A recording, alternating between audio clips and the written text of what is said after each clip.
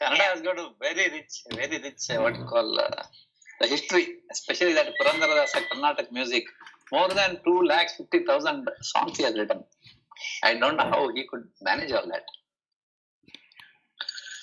Yeah, I think so. Malayalam is one kind of complicated language. So then understanding Kannada is much easier. Okay, that is good to note. So we will now move to Kannada. medium of instruction Kannada. Anyway, so let's stick back to English. Okay. So this is unfortunate, Vilas.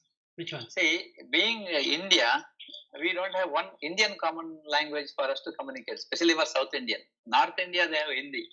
That is not working fine with us. We should switch to Sanskrit actually. Then all our literature will be easily understood. Whatever is written. Now I am going through Chanakya's Kautilya, that related one. Arthashastra. Amazing technology. If we apply those things in our corporate life, we should have known all that during our study days. How to look at the people, what you should do, and how to strategize, and how to execute that, and how to still lead a sattvic life. Very nicely explained. Everything is unfortunately in Sanskrit. Yes. Yes. Now, because of this interaction, now my Sanskrit grasping power has increased a lot. Because when you give some clarification, I go and I find out what is that and all that slowly. But it's not a grammatic improvement. It is just understanding of the language. Good. One good thing I had is that I had my from 8th standard to the degree I had Sanskrit, so it was good in that way. I asked my daughter to take Sanskrit as a third language. Okay. So she did not listen. I said, you at least then you take Kannada. Because you're staying in Karnataka, at least you have some basic knowledge of Kannada. She refused and she took French. Wow. Okay. That is standard they do at that age. Yeah. So my daughter also same thing. So I thought I can also learn some Sanskrit with her. And see, she was not listening. And then I tried selling Kannada. That also she did. That anyway, I cannot teach her. But she didn't listen. She went and took French. Okay. I have decided to go to Sanskrit learning now. I have to see that when it can be done. As per my understanding, we have to spend by heart something like 50 to 60 pages worth of that basic grammar and all that. Then you can coin anything around that. Yes, that is correct. But many people do just speaking Sanskrit is there within 10 days you can learn. But that will not give you the depth. It will give you just knowledge of understanding, like how you understand Kannada. But I think basic thing is that grammar part. He says you have to by heart. That's the only method. Correct. I'm just thinking how to by heart, from where to by heart. Even I have taken Sanskrit from 8th up to my PU, and that is what my understanding. But degree, I can see clear difference. 3 more years you have studied now. Yes. That's really fantastic. Okay, we'll start. Verse number 28. Yeah. Okay, 28th verse is Vedeshu Yagneshu tapassu cha eva daneshu yat punya phalam pradishtam atya iti tat sarvam idam viditva yogi param sthanam upaiti cha adhyam. Okay, so what he says is something real problematic in the first shloka. Meaning, if you do any one of these, you will definitely get rebirth. That is, study of the Vedas, doing yajna, doing tapas, doing dana, doing punya, phalam, pradishtam. All these will give you rebirth. Atya iti tat sarvam idam viditva yogi param sthanam upaiti cha adhyam. Beyond all of these is the true knowledge. So you have to become a yogi to enter into the supreme. Otherwise, you will come back to the world. That's what he says as fruit in each path. There is no fruit in the yogi, but there is all fruit in whatever we are going to do. That is, want to study Vedas? Okay, good. You want to do yajna? Very good. You want to do tapas? Okay. You want to do dana? Okay. But yat punya phalam pradishtam. That is, you will accrue the fruits of action in all of this and hence come back to this world. Atya iti tat sarvam idam viditva. One who has gone beyond all of this. Yogi param sthanam upaiti cha adhyam. So he surpasses and attains what others can attain. That is only fruit of action. But this is punya phala. It is not papa phala. This is what he says. So he says, move out from that, and with that he ends the 8th chapter. So we are done with 8th chapter. So 8th chapter is over. Yes. Okay. We are done with that chapter. We had good discussion, 8th chapter. Yes, so 8th chapter only gives about life and death, and more about death in terms of where the person is going to land and in what circumstances and how it works, and Shukla Paksha and Krishna Paksha also we saw, and all of it. So all the rituals, whatever one does in belief of mukti, will actually land up in bondage. All that person does without rituals, without concern for rebirth, will not have rebirth. That is the final outcome of whatever we have studied so far.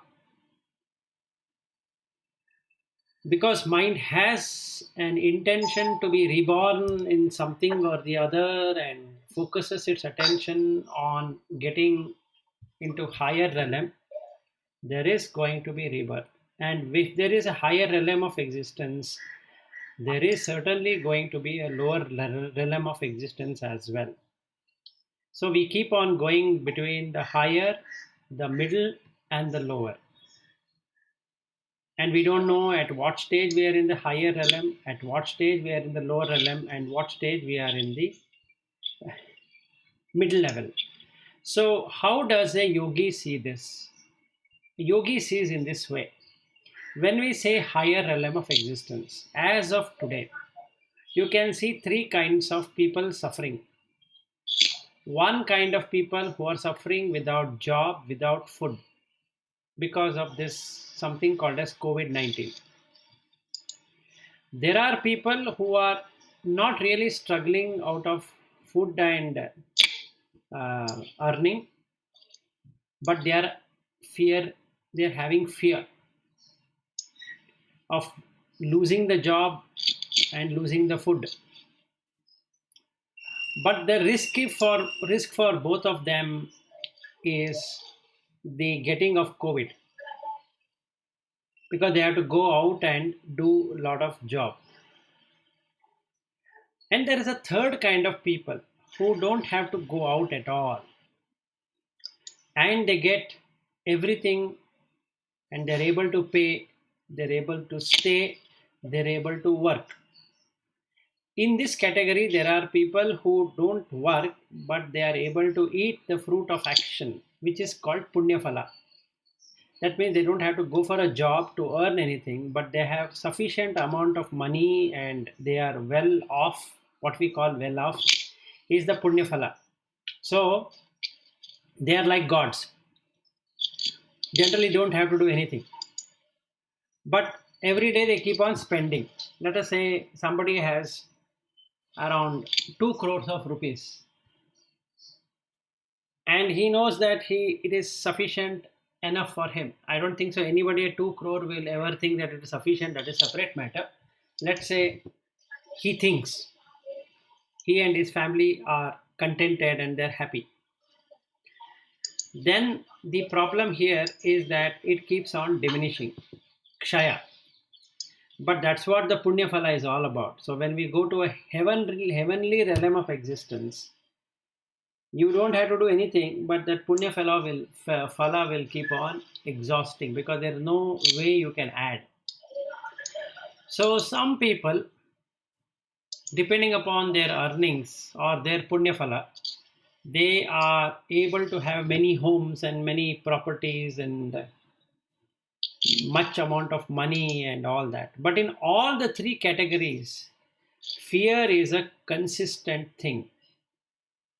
The people who are well off also fear, the people who are in the middle also fear, and the people who are in the lower also will fear. So basically, all beings have fear at their core. And it keeps on diminishing. This is what Buddha said about looking at life. But this is where we have ended this last shloka also. So, those people who are having good amount of money and good amount of stay, healthy, and they have got everything at their footsteps, those people are like punya jivis in terms of whatever they have acquired. So they have acquired good wealth, so they are enjoying that wealth. But yet born as a human being. They missed the godly realm of existence because either the raga increased or the dvesha increased or moha increased at the time of death, but their punya phala was there and then they are able to stay. So most of us come in this category of people where earning is not a problem. We are able to work from home. We don't have to do a manual labor to earn. And we can take off, we can take leave if at all we want. And if we compare with Bhatt, now he is almost towards the end of his career. So he has, in his personal life, if we were to see, he is very well settled due to his punya phala. His daughters are totally engaged, they're on their own, they're earning, they're doing very well in their career. The wife is healthy and wealthy and property is there, happiness is there, he has his own fields and all that. So this is what the Sukrita phala is. That means even in his past he would have done Vedeshu, Yagneshu, Daneshu, but all of this and tapas, all these four have given the same fruits. And even today, Bhatt would like to do the Veda, he would like to do the Yagna, he would like to do Tapascharya, and he would like to do Dana. All the four. And he's going to continue like this, basically. That's what this sloka says. So what would happen? He would get a good, even more better birth or a same birth, but not lower, because he's maintaining that. So now if he yearns for mukti, he has to become a yogi. Meaning the person has to give up all of this. Then becomes yogi. Otherwise, he will still become a bhogi, a better bhogi. So this is what it is. So we can see people struggling, we can see people staying in the same place as they were earlier, and we can see people today who don't have to work anything or anything in particular, and they have money to take care of, and their health is also in a very good condition. It is not deteriorating as somebody else. And why does it deteriorate? Because of karma. So the good karma is there. No COVID-19 or any other disease is going to come. If the karma is bad, then even the best of the health 5 minutes ago wouldn't be a best of the health right now. Something will get associated with the person. If not COVID, it can be called by some other name, but that's what it is. So we have just named something. But in all the three categories, fear is a consistent factor. Only when a person realizes that it is worthless in this samsara to just fear and stick on like this, will he give up. The moment he gives up, becomes a yogi. Once he becomes a yogi, there is no rebirth. Any question? Otherwise, yogi definition is your renunciation, right? And then completely focusing on meditation. yes. And but if he has not reached that stage of moksha, again he'll come back as a yogi, or he'll come back as again a normal common person. No, he'll come back as a yogi as per the when we covered in the 6th chapter. So Krishna explained what happens to the yoga brashta. Correct. There is already explained that this person is going to come back, and he is going to find a parent suitable to continue from there. So he doesn't have to restart from where he had left. He doesn't have to go back to whatever was there. He can start from wherever he had left.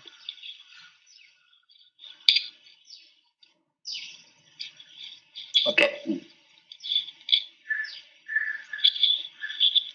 So what shall we do? Shall I go to Vivekachudamani? Yeah. One question. Yes, sir. So, if I take my spiritual journey, so till 36 years of age, I did not have any kind of relationship, or I was not knowing anything about this kind of spiritual thing other than what you normally hear. Correct. So, it could be that this is the first life I am trying to do this, because I have to learn everything again. It need not be your first life, Lata. I don't agree with that view, because you have understood many things and you're experiencing many things.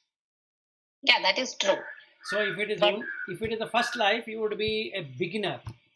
So you're trying to understand what it is. So, and you will never understand most of it. Yeah, but then in the first 36 years, I did not know anything. So that's why I was wondering. No, the 36 years, what we are talking about human years, if you take a Pitru Loka, it's only 36 days. Okay. So if you take the Deva Loka, it hardly comes to 1 day, the whole 36 years. And if you go to Indra Loka, it comes to hours. And if you were to go to Brahma Loka, it is not even can be considered. It is negligible. It is like a wink of an eye, or lesser than a wink of an eye. You are 36 years. So in the human level of existence, 36 years seems to be a big thing. Correct. But you see, from celestial point of view, 36 years is what? Literally nothing. So in that, the chitta has taken some time to appear. See, if I take my own case, until 25th year, nothing had manifested, right? Yeah, correct. Okay. Now, in another 2 years, I'll become 50. So I'm on this particular journey for last 25 years, making slow progress or whatever progress that is. So now if I were to ask a question, where was this 25, as soon as I was born, at that time that chitta was running, or that movie was running. So it had to wait before that movie shows the Shubham, the end, and then the new movie is played. So the old movie is gone and the new movie is started to play. So for some reason, all the movies which are played are related to spirituality. So it's seemingly like an endless. So the chittas at present in my case are full of spiritual. So it is in that way. It is not I who is playing it. It is the chittas which are coming and going with that. So looking at this only, a person should work out for liberation, because he can now see the gap. See, first 36 years you never had this. After 36th year you got an interest. The same thing you would have done in your past life, and again a past life, again a past life, again a past life, so it is useless. So what is the use in carrying forward to next life? In the name of employment, in the name of money, in the name of family, in the name of so and so. Ultimately, all will not be remaining at all. Again, the person is starting from fresh. If he is born as a human. If he is born as a deva, he would forget everything. Just like now we are in a kind of riches where we are working from home. So we don't necessarily see people struggling outside.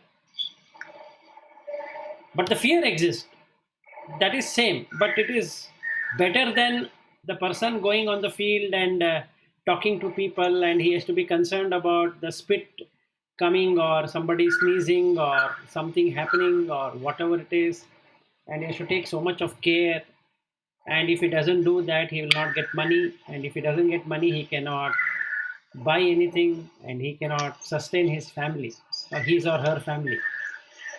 That we don't have to do it, right? So that means there is something which you have done in your past lives, which is the fruit right now, plus you are getting into spiritual.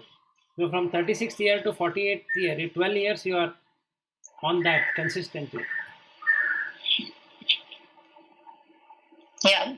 Okay. But then even this 12 years is so insignificant. Yes, it is very, very insignificant, but it is good that you are on a, that shows what? That you are already there on this path. See, let us say there is one person and he starts on spiritual and somebody tells him that this is how things are. Now let us say he reads Bhagavadgita first chapter. What does he understand? He understands literally what is there. Yes, he doesn't go into the depth, right? Right. Or he will listen to Chinmayananda cassettes and he will feel very much pleased about Chinmayananda, and he will start praising that, look, Chinmayananda is able to explain so nicely Bhagavad Gita. I am a fan of Chinmayananda. He forgets that Chinmayananda is a mortal person. Bhagavad Gita is immortal. It shows what things are. You are not supposed to get carried away by Chinmayananda. You are supposed to get carried away by Bhagavad Gita. But what does the person do? He gets addicted or he gets attached to Chinmayananda or whichever Ananda that is, and starts fighting with others. That my teacher is the best and your teacher is not the best. Or this is the best and that is the best. So this is the initial state. After some time, he understands one or two shlokas and then it goes into depth. Might happen in this life, might not happen in this life. Let us say after one life, somewhere in the middle, he is able to understand all the shlokas of Bhagavad Gita. So from where it is coming? If 100 years is an insignificant thing, Lata, just imagine 10 lives, what it would be. See, yesterday we looked at Brahma's life, right? Right. So if we were to calculate that, what is 100 years of earth life? It's nothing actually. It's nothing. So it is no surprise that it comes back to you in some other form in the next life. Correct? Correct. So what is there to feel so happy that, look, in my last life I was able to remember this? Fine, you remember, that is good. But if like in my case, I went to 732 AD, let us say, am I not ashamed that, look, from 732 till today I have been doing the same thing? What difference I made? I was a teacher then, now also I am a teacher. There also I have done punya, now also I am doing punya. So it is the same thing, right? Right. So I am only establishing something which is very strong, meaning to say I am making the punya samskara very strong. What else am I doing? So the samskara is feeding onto karma and karma is feeding onto vasana. So what difference did I make between 730 AD and today? You would have helped many people on the way. That I have done. But for yourself. For myself. See, that didn't mean that I was not born as a human and I had to go through the birth and I had to go through schooling, I had to go through formal education, then I had to find for a job, find a family and all that. And now today I am in this state, correct? Hmm. So which you think was that required? They are not required. Not required, but then this is how it is. So I have to undergo this, right? Now there is fear of losing the son, there's a fear of losing the wife, there's a fear of losing the home, there's the fear of losing the money, what has been earned. And that was the fear even from the beginning. Hmm. And there's a fear of losing oneself also. That is, death can come at any time and there ends the matter. And again, chitta will get re-established in another body and doing the same thing. So when we understand this, it is better to cut off and become a yogi rather than becoming a bhogi. So one question. So who people who are on the spiritual path, the sadhakas, for them it is easier to get a body, isn't it? Yes. They get priority. Yes. That is true. Hmm.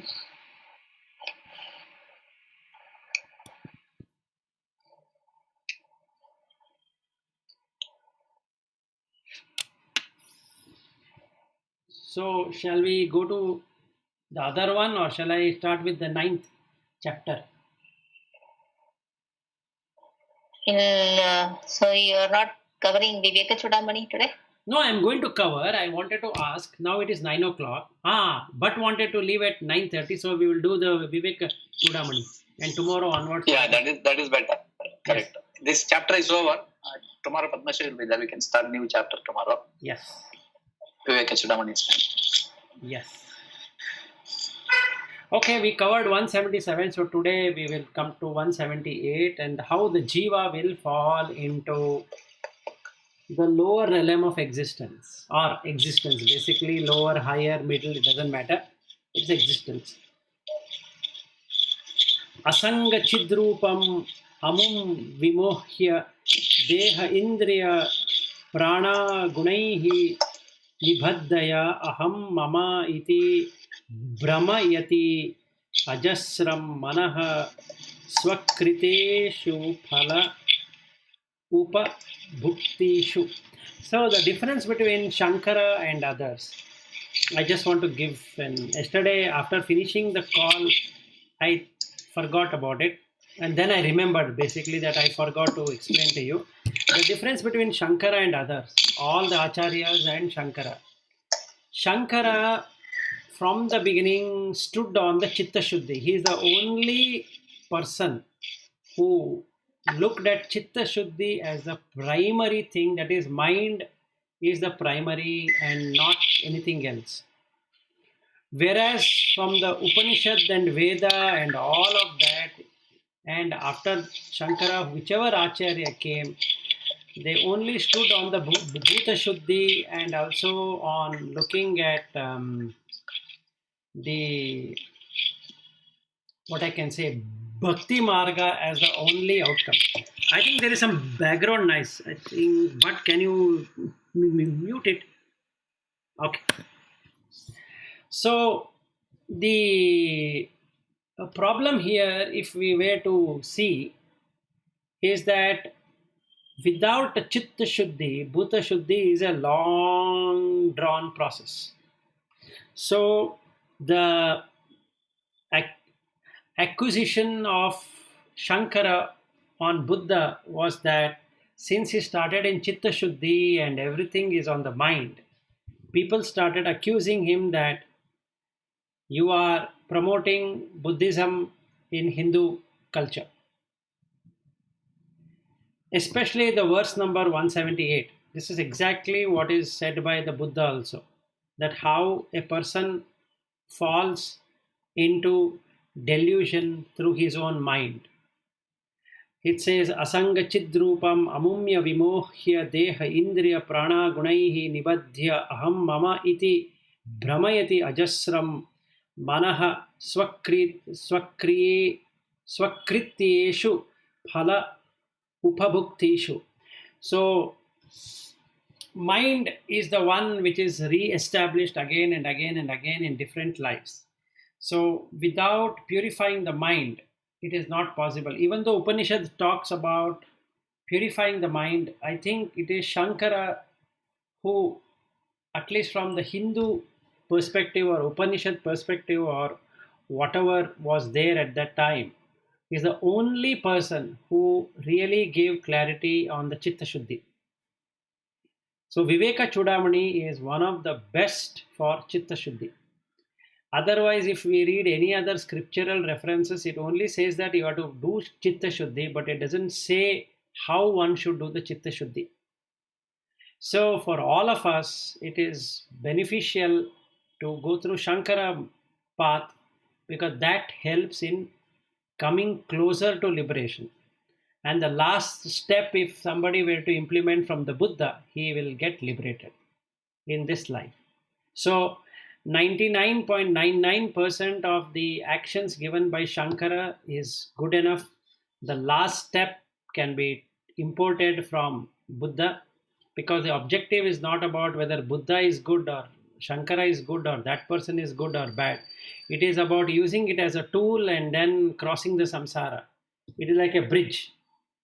So Shankara gives the foundation for the bridge and Buddha constructs the bridge. You take the bridge and cross. There is no need to say whether I should use this or that. All are tools. The Madhvacharya principle is also a tool. Ramanuja is also a tool. Buddha is also a tool, and Shankara is also a tool. Mahavira is also a tool. There are hundreds of tools available. We have to choose that tool which will make us cross the river of samsara. We don't have to be bothered about which trademark that is and whether this is good trademark or that good trademark, because they have already done the work. They have seen the quality and they have proven it. So we can straight away take the Vivekachudamani, and that helps in liberation. So Asanga Chidrupam Amum Vimokhya, to the unattached pure intelligence of the Jiva comes the desiring and deluding ties of what? Deha, Indriya, Prana, Gunaihi Nibhadhya. Deha gets the body, Indriya, sense organs, Prana, 5 pranas. It has Guna, Rajas, Sattva, Tamas Guna. Nibhadhaya binds down that jiva to every molecule it can find. Aham mama iti brahmayati ajasram, with the idea of I and mine, and make him wander about endlessly. Manaha swakrityeshu phala upabhuktishu, gathering in his mind that he himself and all sorts of experiences resulting from them. The mind is the experiencer, because mind itself is the perceiver, feeler, thinker. There is no person there to feel.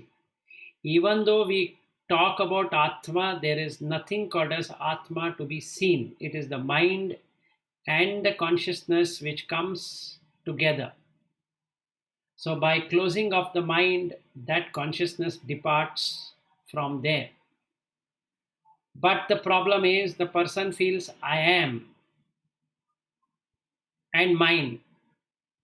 These two are the problem. And he keeps on searching that no, the Atma is there. So Atma is me, I am the Atma and I exist. Not knowing that it is not he who is existing, it is the mind which is existing.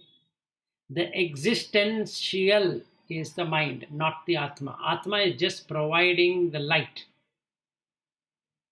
And that is the reason it's called Chidabhasa. It is just reflecting that Chit. Abhasa is just reflection. It's not truth that something exists there.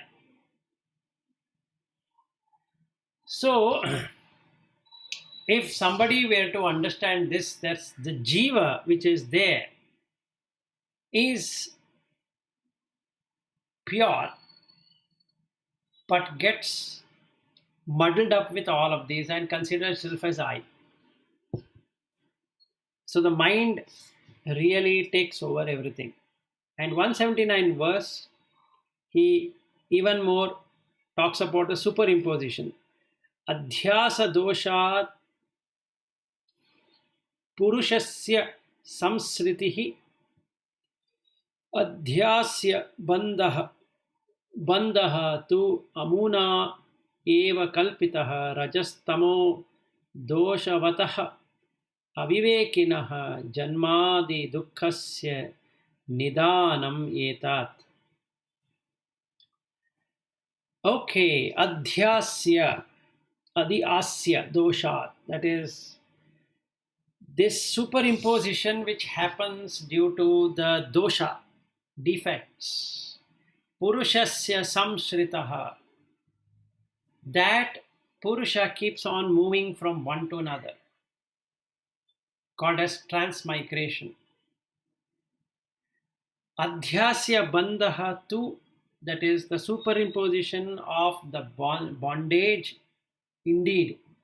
Amuna eva kalpitaha, the mind itself is the imaginer of that.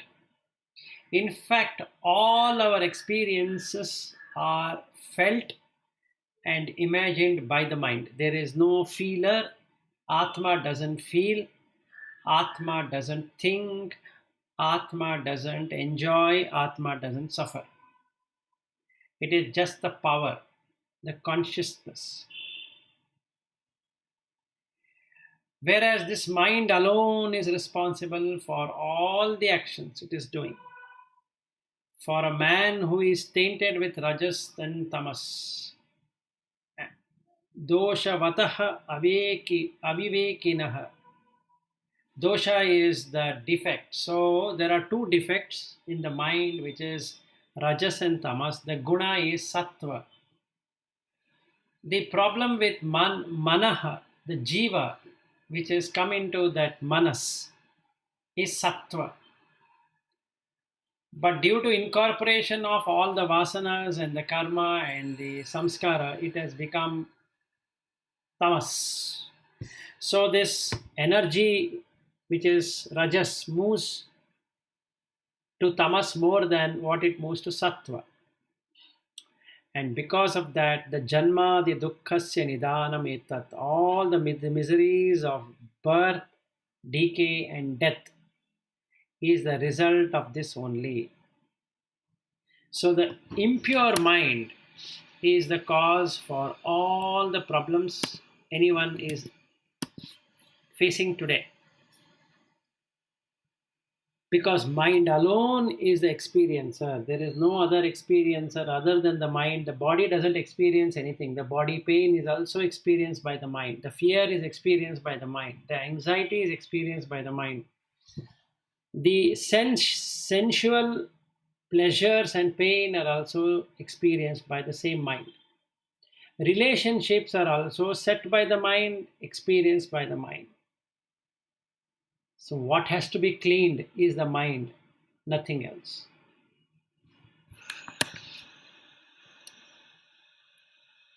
And now he gives a last slap. Ataha prahuhu manaha avidyam panditaha tattvadarshinaha yena eva bhramayate vishwam vayuna iva abhram mandalam. So, the cause of ignorance is the mind. Panditaha tattva darshinaha, those who have seen it have found the mind is the problem. But then the people of devotion don't feel mind is the problem. They feel that the environment is the problem. So they keep on blaming the environment and create a religious and a sectarian oriented life, considering that I am good, other is bad. and that itself is ignorance. So yena eva brahmayate vishwam, by this alone is universe is experienced and tossed up and down. See, now if you put on the TV, you get the entire Vishwa. What the Vishwa consists of? Vishwa consists of market, Vishwa consists of pains, Vishwa consists of sorrow, Vishwa consists of diseases, and Vishwa consists of anxiety. Just playing 1 hour TV is sufficient. And then if you want more, then there are teleserials which talk about how love life is created and what happens, and then the different equations between different people and all of that. So that is again a Vishwa. So all of this dirt goes into the mind. And there are people who invest their money, and they are now, this COVID-19 being there are some people who spend their all good time in doing market trade, because they see that this is the best time to invest and make some money. We'll make some quick bucks and this and that, not realizing that what they are doing is so delusional, and it takes them lower in their birth rather than taking anything higher. Because that person doesn't want to do anything, but he wants to make more money.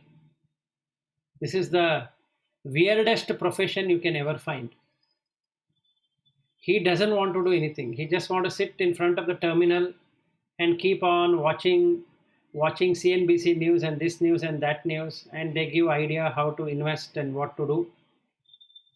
And then they keep on spending their money, and by the end of the day they make good amount of money. They're very happy that they made profit more than what they invested. So all of this bad karma is created through the ignorance of the mind, and this is what we call as universe around, which is like a mass of clouds which are pulled by the winds. So this morning while I was walking on my terrace, I was watching the clouds, and there are gaps in the clouds and the blue sky is seen. I was thinking that all of these clouds are like human beings, or rather beings. They don't know why they are moving. The sky seems to be there wherever it is, whereas the cloud keeps on moving, and it doesn't know where it is ending with, so it ends. So in that existence, that cloud has a family, that cloud has money, that cloud has position, that cloud has aspiration, and all of this. Only with the cloud were to know that, oh my goodness, I am just a cloud. I am moved, tossed up and down because of the mind. Let me clear up this mind so that it reflects the sky. If it reflects the sky, there is no death for me, because I am that sky. And since that delusion has taken over, cloud thinks that I am the cloud, and he keeps on enjoying and going here and there in the big sky. It is Ananta. You can keep on seeing the sky, it never seems to end. So if you were to go to the outer space, the sky doesn't seem to end. It is so vast. In that, one cloud is nothing. Similarly, in the life, our existence here is nothing.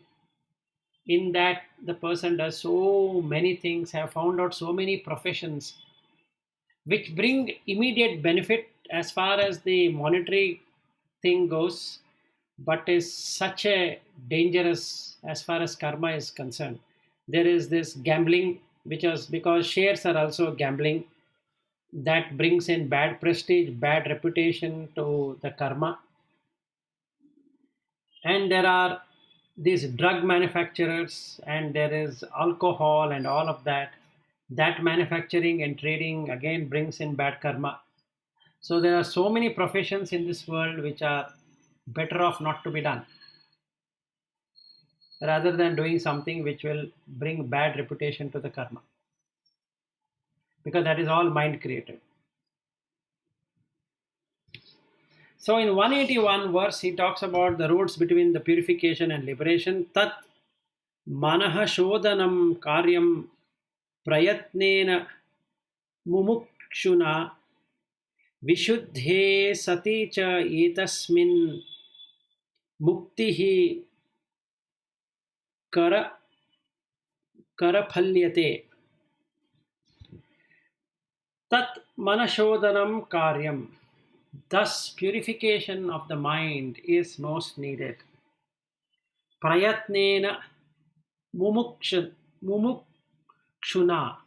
by diligent effort and yearning for liberation. Vishuddhe sati cha etasmin. When the mind has been thus purified, muktihi karaphalyate. Liberation comes readily as a fruit in one's own hand. So who gets liberated? Atma, through the mind. Who is the bondage? The mind. Who wants liberation? Atma. Can it get liberated on its own? No. It can only get liberated through the mind. If mind doesn't exist, Atma is released. So now he talks about that in verse number 182, roads between purification and Shravana. Moksha ekasaktya vishayeshu ragam nirmulya sannyasya cha sarva karma sat shraddhaya yaha shravanadi nishtaha rajaha swabhavam saha dhunyoti buddhehe. With single pointed devotion for liberation, vishayeshu ragam, attachment for sense objects, nirmulya sannyasya cha sarva karma, are rooted out when, because of the renunciation of all the action. Sat shraddhaya yaha shravanadi nishtaha, with the unification or unflinching faith in that Sat, the truth, one receives the divine knowledge through the Shravana. Rajaha swabhavam saha dhunoti buddhehe. Then the rajasic nature of such a person is purged and his intellect gets completely purified. So then 183 verse talks about mind cannot be the self. Manomayaha na api bhavet paratma hi adi antavattavat parinami bhavat dukkhatma kavat vishayatva hetoh drishyata hi drishyat mataya na drishtaha. And thus the manomaya kosha cannot be the self either, even though it is very close to it. He adi antavat, for it has a beginning and an end. Parinama bhavat, it has modification as its main in its core. Dukkhatmakatvat, pain and suffering are characterized by it. Vishayayatva hetoho, and is object of cognition. Darshata hi drishyat mataya na drishtaha, for a subject to be an object of knowledge, we cannot see these two happening. That is, the subject and the object. Object is the mind, subject is the Atma. Mind cannot see the Atma, but Atma can see the mind. So presently we cannot see, we cannot say, and we cannot experience that mind is able to see this. So hence mind is not by itself anything to do with Atma. So tomorrow we will start with the next one, Vijnanamaya Kosha. So we are ending. So we have 7 more minutes left for any question, otherwise we can close.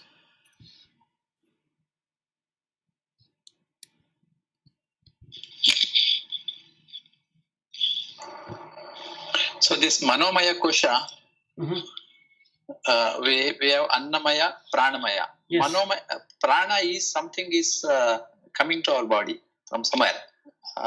But Manomaya is our own, right? Manomaya is also importing from the same Atma, but it is very closer to Atma. Closer to Atma. And all this, the process is happening in the Manomaya, of our thinking. All And, the experiencing is happening in the Manomaya only. What? Experiencing.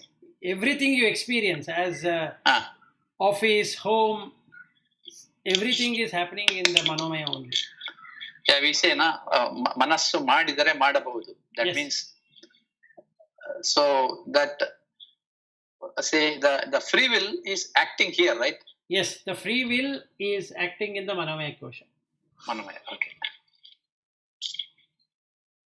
Everything is done by the mind.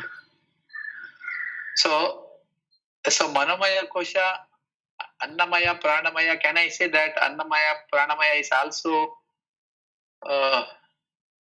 is taken care by Manomaya? Yes. The prana is used up by both Manomaya as well as the Annamaya. Mm.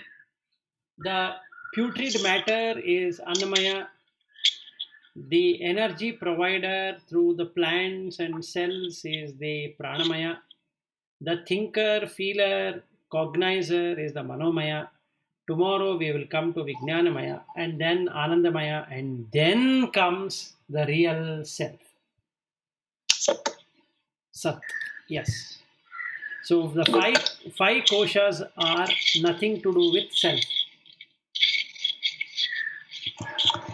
But free will is exercised in this area. Through that we can Yes. Do our journey. Yes. For journey purpose, free will is very important. Yes, so we have free will in Manomaya Kosha, the same free will is there in Vijnanamaya Kosha, the free will is there in Anandamaya Kosha. Okay. So we'll see how that works. How Yep. this kosha There works. is no will in Atma. There is nothing called as will in Atma. Yes. That is the reason it is na karta na bhokta. Hmm. If the will is there, that means it is already bound. Hmm. And Atma is not bound. Actually, because it is connected with mind, it feels it is bound. It starts feeling. It assumes it is bound. No, there is nothing to assume. It only feels. See, what is the thing about consciousness? Consciousness just feels. It becomes aware. Awareness is the function of consciousness. That's only awareness. Yes, so when you're doing meditation of awareness, what happens? You become consciousness. Yeah. So your experience is different, right? When you are doing awareness meditation, it is totally different. Yeah, that's true. Because you have transcended the mind.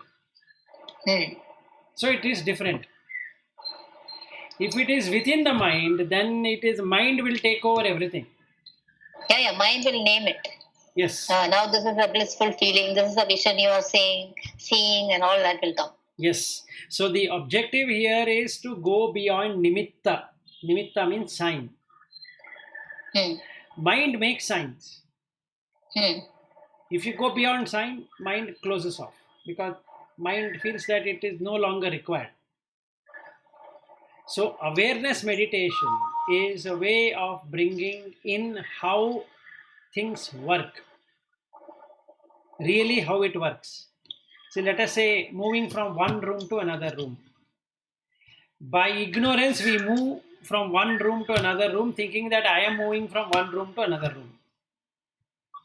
Now, for a second, if a person were to realize that there is no movement, it is just appearing from this room to that room. It's just appearance. There is nothing called moving. What happens? Reality is it's just appearance. But we have used words saying that I am moving. You are in Trivandrum. I am in Bangalore. But is at his home.